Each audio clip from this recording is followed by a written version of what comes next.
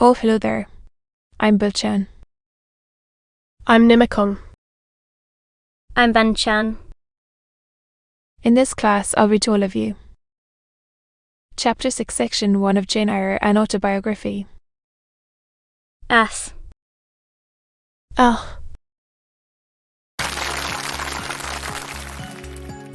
Jane Eyre, an Autobiography. Charlotte Brontë.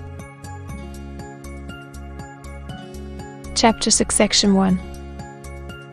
The next day commenced as before. Hitting up and dressing by rushlight. But this morning we were obliged to dispense with the ceremony of washing.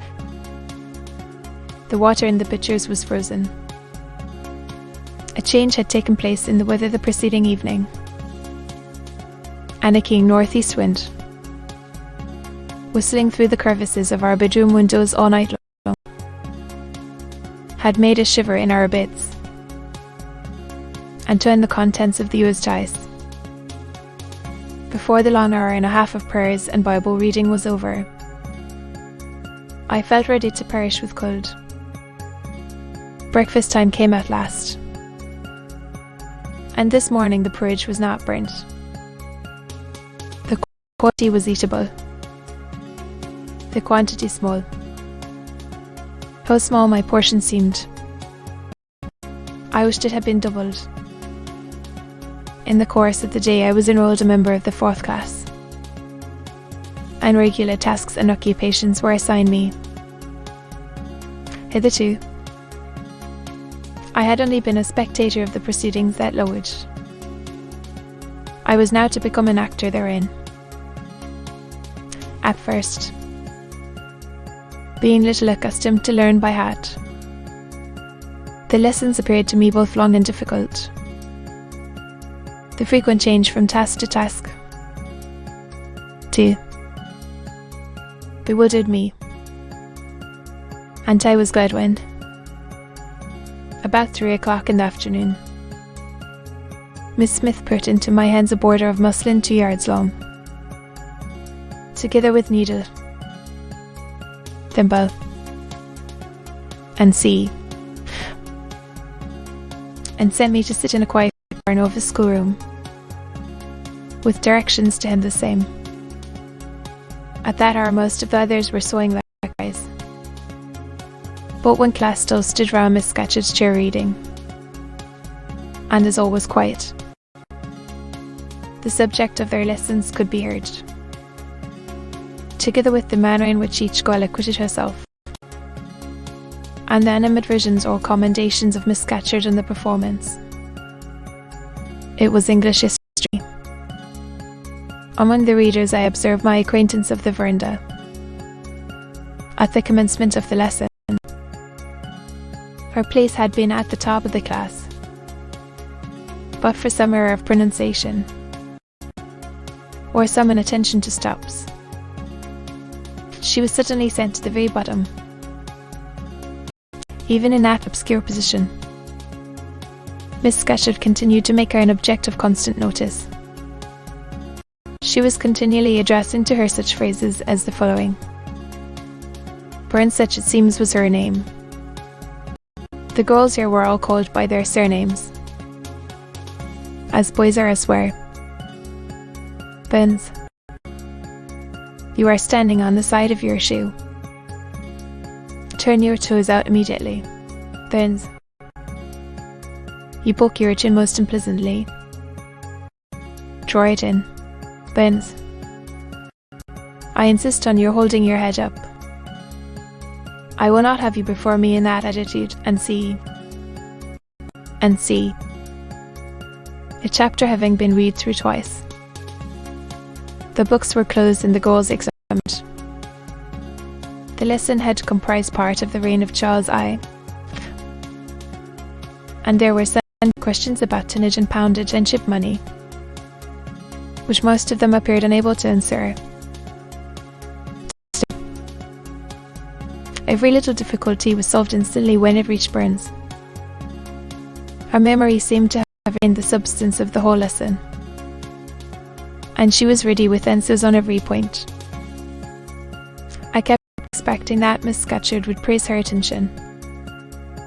But instead of that, she suddenly cried out, "You dirty, disagreeable girl."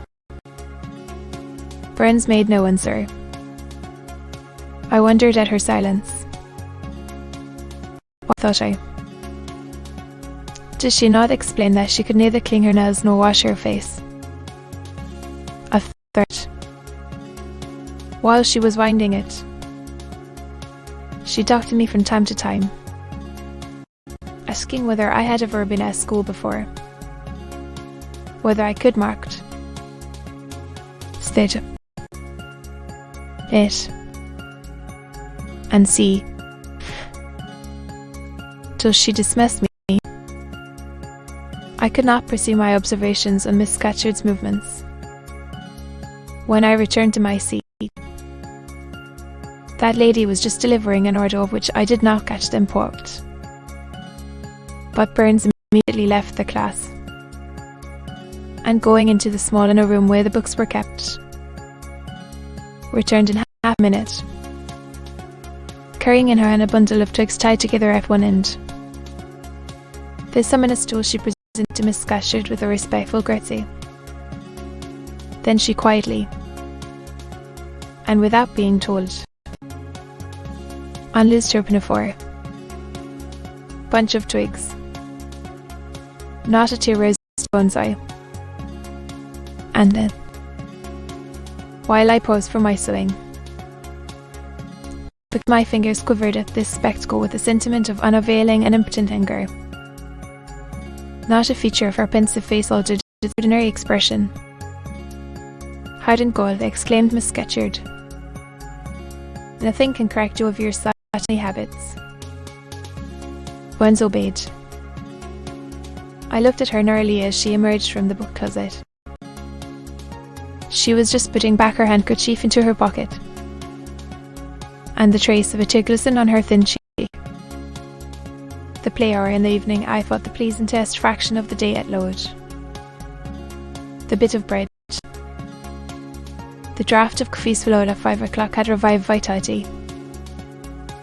If it had not satisfied hunger, the long restraint of the day was slackened, more brightly, to supply, in some measure, the place of candles, not yet introduced, the ruddy gloaming, the licensed uproar.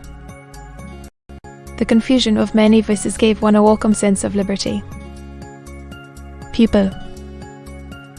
Burns. I wandered as usual on the forms and tables and laughing groups without a companion, yet not feeling lonely.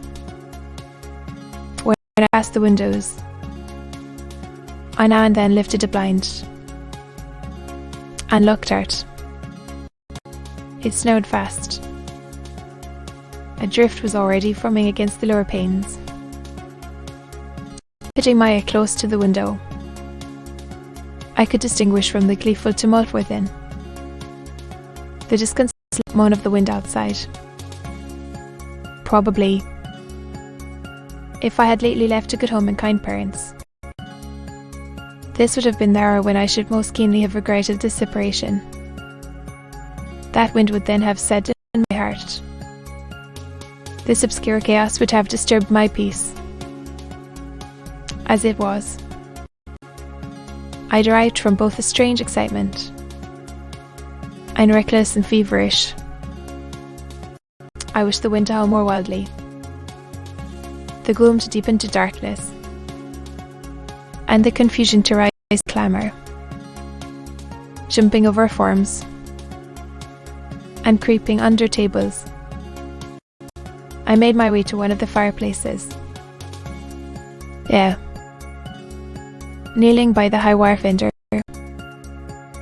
I found Burns, absorbed, silent, abstracted from all around her by the companionship of a book, which she read by the dim glare of the embers.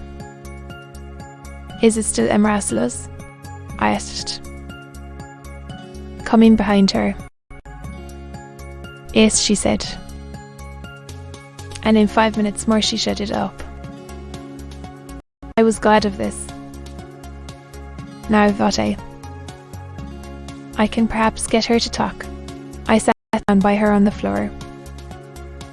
I come from a place farther north. I hope so. Though, why should I? I was sent to Aloud to get an education. But that teacher, Miss Scutchard, cruel?